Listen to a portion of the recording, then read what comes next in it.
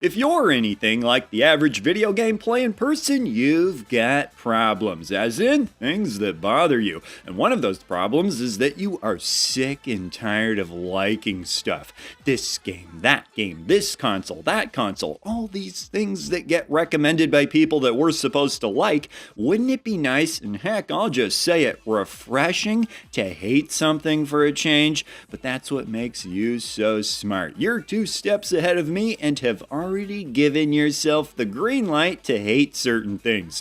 And the more popular, the more satisfying. Some days it seems like the entire world still hasn't figured out that the PlayStation 2 isn't good, but you have, and boy, what a special feeling that is. What can be said? Some of the most loved and cherished games of all time that have brought such lasting joy to so many people, and yet they're all the ones who are missing out on the feeling you get to feel by thinking, scratch that, by knowing none of that stuff is good. And yet, as great as that all sounds, yeah, I still think it's more fun to like stuff.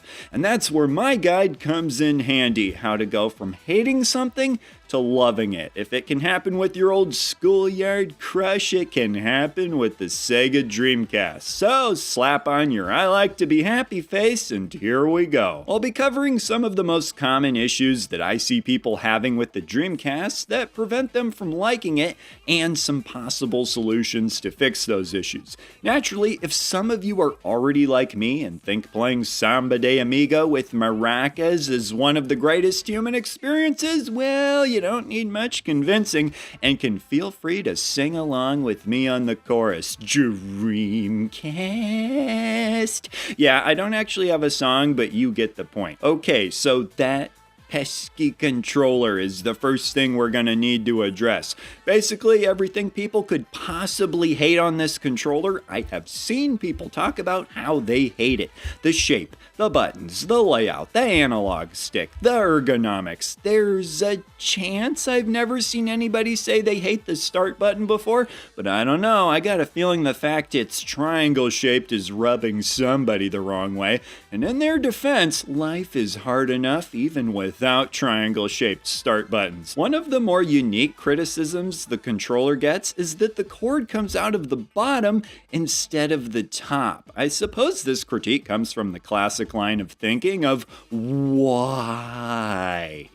I never understood why it threw people for such a loop though. Seems pretty awesome to me. Thing is, there's really only one trick I can suggest for enjoying the Dreamcast controller, being the old tried and true technique of not using it. That feels much better on the hands. These days, you have other options. One of the more popular options is the Striker DC controller.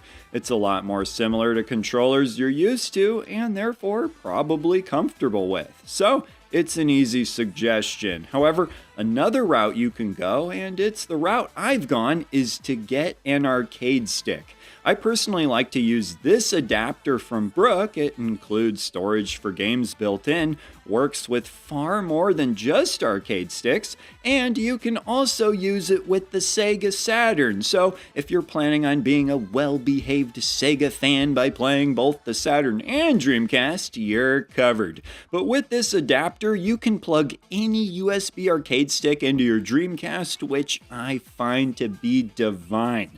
The Dreamcast has a lot of arcade games on it, so it's a really nice fit. And speaking of arcade games, that's another one of my suggestions for people who hate the Dreamcast.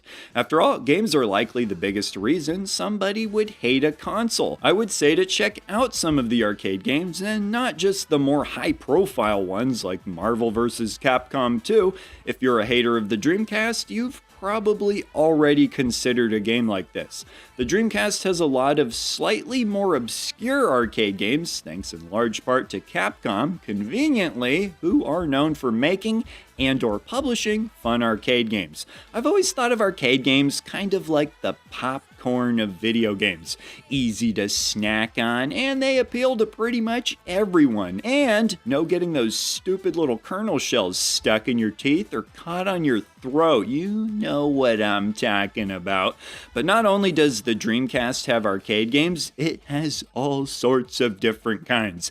Light gun games, fighting games, maraca shaking games, typing games, you name it. And driving games. Heck, loving the Dreamcast could be as simple as try playing Crazy Taxi. But I think the most likely way to have a change of heart when it comes to going from hating to loving the Dreamcast, and this is probably the main point I want to make, is to just not take it so seriously. The Dreamcast is the ultimate console for goofballs. And come on, everyone has a sense of humor. A lot of times when people feel beaten over the head with all the good things people say about a console, they go into trying out that console with an "alright, I expect to be blown away, let's see it." You know, things that games like the Metal Gear Solids and Final Fantasies of the gaming world will do. And not that the Dreamcast doesn't have games like that, but I feel like the more goofy games are the more likely games to get a hater to enjoy. A game like Dynamite Cop won't necessarily blow you away, nor is it trying to.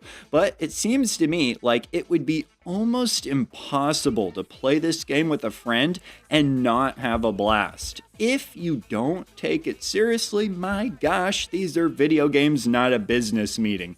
And this is definitely a theme with the Dreamcast. So many of the games are creative and don't take themselves seriously. I mean, there's a game where you scream at a fish. And let's just say they didn't make Typing of the Dead with Game of the Year aspirations, but it's really fun. Samba de Amigo is as silly can be, and that's why I love it so much. Choo Choo Rocket, it's downright frantic, and there's almost no better way to get a room full of people hooting and hollering. Sending a cat into your friend's rocket, oh, chef's kiss. There's no feeling like it.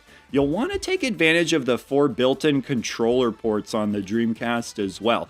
The console really shines in the multiplayer department. And hey, if you hate the controller, like most haters do, what a perfect opportunity to gift your friend with a controller you think is garbage for them to use, just like when we were kids.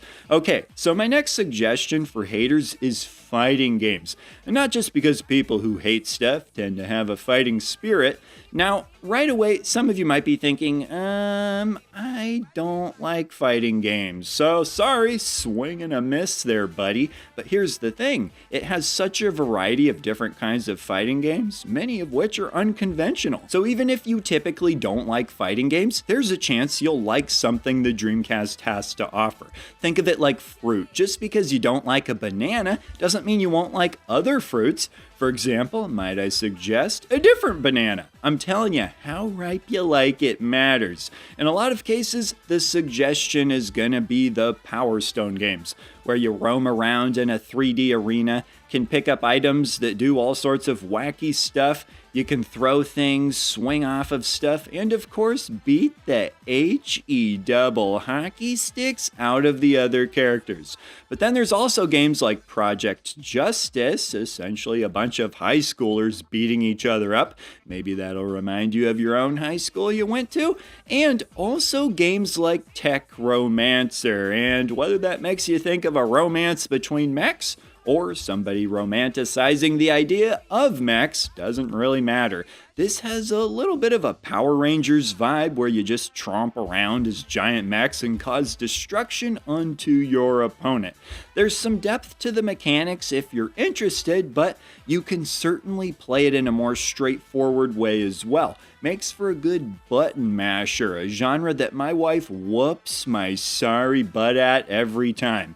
Last but not least, I should probably address the hate the console gets for embracing 3D gaming the way it did. To be fair, this is likely more so a criticism of the era and the changing of the times, of which the Dreamcast happened to be a part of. It's like when someone criticizes you for being old. Hey, we can't help our fond memories of Fruit by the Foot. Best thing I can probably do here is to just recommend some of the best 2D games for the system. You've got some shoot 'em ups like Mars Matrix here, which I find to be a real standout, Gunbird 2, and the Gigawing games. Although I should point out that Gigawing 2 plays like a 2D game more than it looks like one. For fighting games, there's games like Capcom vs. SNK, Marvel vs. Capcom, and in fact, I personally prefer the first game because it has 2D sprite work for the backgrounds, whereas the second one doesn't. I really do love the way this game looks and plays. And for what it's worth, I wouldn't say I'm a huge fighting game fan, but I find this one to be a ton of fun. But even more than recommending the best looking 2D games for the Dreamcast, I would say that a lot of even the Dreamcast's 3D games play in a more straightforward fashion, reminiscent of what makes 2D games feel so accessible to play. And a lot of that has to do with my earlier point of the console being so arcade-centric. There's an immediacy to the gameplay in so many of its games. But with all that said, the dirty little elephant in the room is that, of course, all this stuff is expensive, especially when you consider all the different accessory doodads and diddly bops you'll need to get the most out of it. I can understand somebody not necessarily hating the console, but just being like, my wallet is already dead, so I've just chosen to do without. I totally understand that. But if you did want to pursue the Dreamcast in cheaper ways, well, you can look into how to do that on your own, but let's just say I certainly won't be judging you for it. But there you have it, my guide for going from hating the Dreamcast to loving it. Obviously, it won't convert everybody, but at the very least, hopefully it was interesting to think about. As always, I'd love to hear your thoughts. So with that, leave a comment down below, and I will see ya in the next video. He's the retro bird, yeah. And he's talking about video games. He's the retro